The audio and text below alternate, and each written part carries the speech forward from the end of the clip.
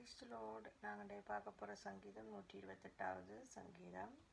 கர்த்தருக்கு பயந்து அவர் வழிகளில் நடக்கிறவன் இவனோ அவன் பாக்கியவான். உன் கைகளின் பிரயாசத்தை நீ சாப்பிடுவாய், உனக்கு பாக்கியம் நன்மையும் உண்டாயிருக்கும். உன் மனைவி உன் வீட்டோரங்களில் கனிதரும் திராட்சை கொடி போல் உன் பிள்ளைகள் உன் பந்தியை சுற்றிலும் ஒளிவ மர கன்றுகளைப் போல் இருப்பார்கள். இதோ கர்த்தருக்கு பயப்படுகிற மனுஷன் இவ்விதமாய் ஆசிர்வதிக்கப்படுவான். கர்த்தர் சீயோனிலிருந்து உன்னை ஆசிர்வதிப்பார். நீ ஜீவனுள்ள நாளெல்லாம் எருசலேமின் வாழ்வை காண்பாய். நீ உன் பிள்ளைகளின் பிள்ளைகளையும் இஸ்ரவேலுக்குண்டாகும் சமாதானத்தையும் காண்பாய். பாருங்க, இந்த சங்கீதத்தில் மிகப்பெரிய ஆசீர்வாதமான சங்கீதமாக இருக்குது.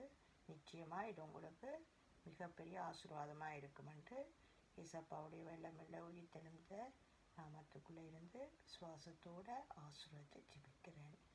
ஆமீன். அல்லேலூயா.